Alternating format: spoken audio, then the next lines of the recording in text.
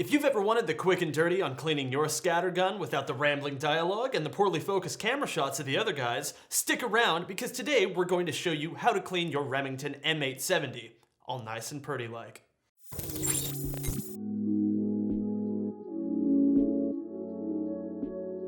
What is up guys, my name is John with PewPewTactical.com, your definitive source for gun reviews, gear guides, and all things that go bang.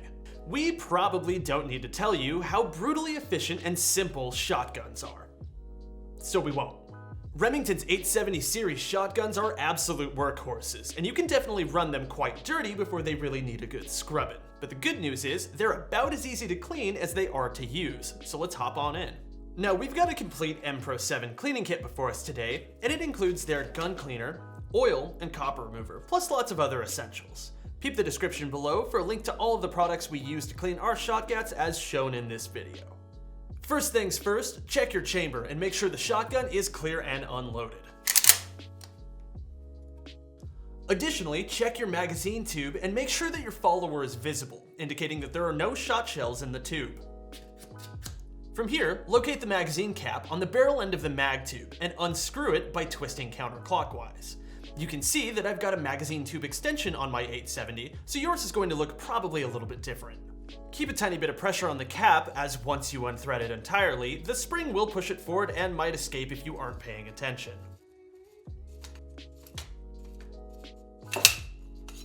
Pull your entire magazine tube spring and follower out of the magazine tube.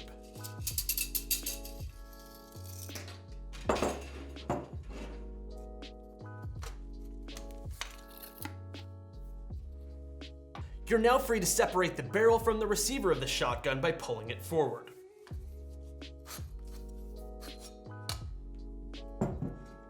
Next, remove the fore-end assembly by turning the shotgun upside down and pressing in on the two tabs inside of the receiver. There is one tab on either side of the receiver, so if you're having some trouble, try pressing them in one at a time and moving the fore-end assembly forward until it comes loose. Once you've released the fore-end assembly, move it forward and your bolt and bolt carrier will come free as well.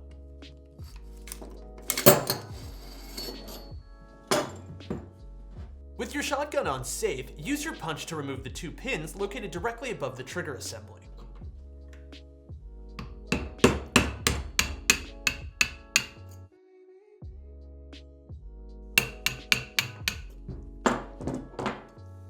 You can now remove the entire trigger group from the receiver. Spritz the inside of the receiver with a bit of your gun cleaner, and then set it aside while we work on the rest of the internal components. Spray your bolt and your bolt carrier with cleaner as well and set them aside.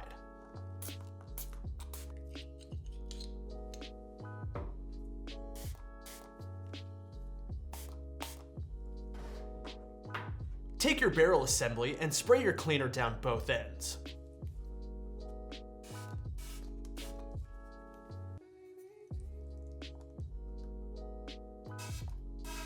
Inspect your fore-end assembly's rails for carbon buildup, and wipe them down with a microfiber towel after spraying it with some cleaner.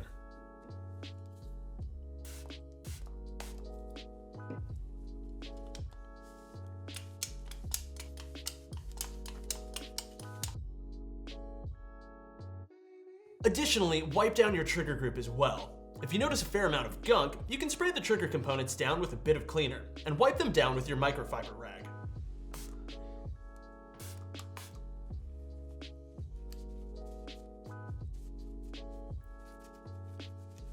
If you've got a lot of fouling in your trigger group, you can go ahead and clean it deeper by very carefully holding the hammer, taking the trigger group off of safe, and slowly depressing the trigger.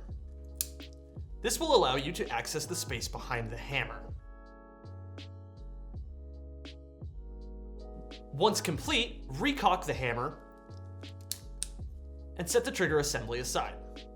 Retrieve your barrel assembly and go ahead and grab your 12-gauge bore brush out of your cleaning kit. Run your bore brush down the barrel several times, from the rear forward.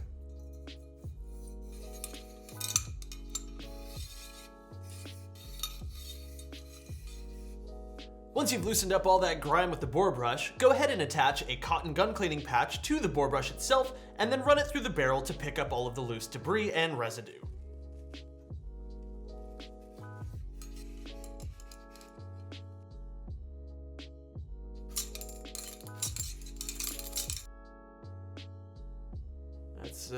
That's a dirty boy.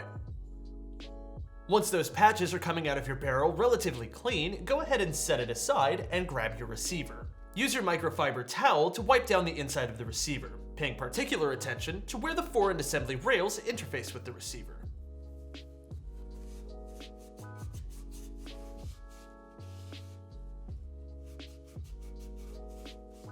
Hopefully this area doesn't have too much grime built up, but you can always break out your brush and get to scrubbing if it does.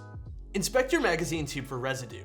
If you've got any buildup in there, you'll want to use a dry cleaning patch to tackle it. Don't spray cleaner or lube into the magazine tube, as this will only attract more gunk in the future. Hit your bolt with your microfiber towel, and then go to town on any more stubborn grime with your brush if necessary.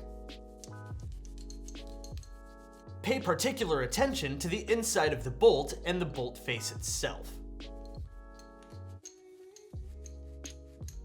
Inspect your extractor claw and ensure that it's free of fouling as well. Boop. Repeat the wipe down process for your bolt carrier.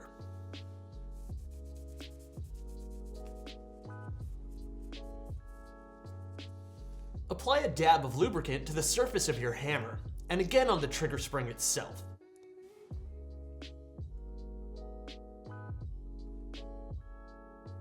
Lubricate the rails of the fore-end assembly very lightly, and be sure to spread the lubricant out over the entire surface of the rails, then wipe off any excess.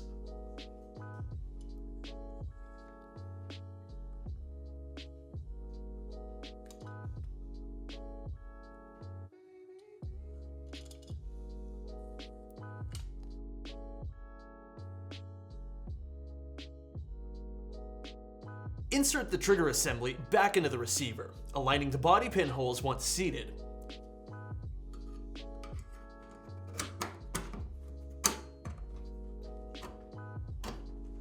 Starting with the forwardmost pin, tap them back into the receiver.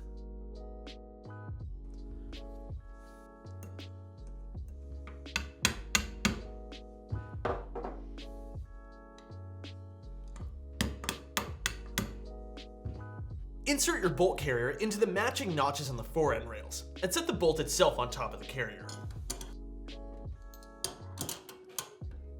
Slide the entire forearm assembly over the magazine tube, and begin to reinsert the bolt carrier group back into the receiver. Once you feel resistance, apply pressure onto the internal tabs that you press to remove the entire fore-end assembly from the receiver.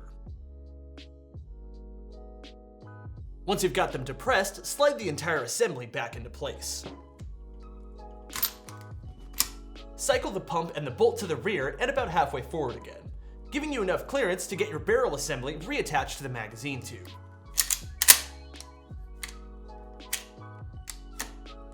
Give your barrel one last check before you reinsert it back into the receiver, paying particular attention to the feed lips of the barrel itself.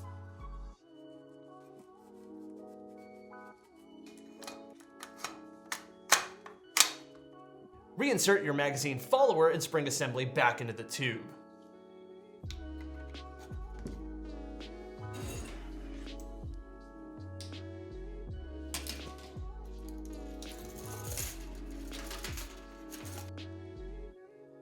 Keep in mind, I do have a magazine tube extension on the end of my 870, but if you do not, go ahead and follow the standard reassembly instructions, including replacing the end cap that keeps the spring in place once it's rotated into the mag tube correctly.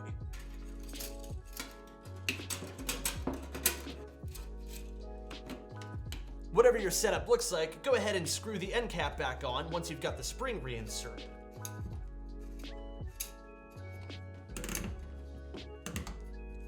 Once you've got everything reassembled, go ahead and check to make sure that your pump is cycling correctly. You're done. Now this last step isn't entirely necessary if the outside of your gun is not dirty, but mine is, so I'm gonna hit it with a little bit of cleaner and wipe it down with a microfiber rag.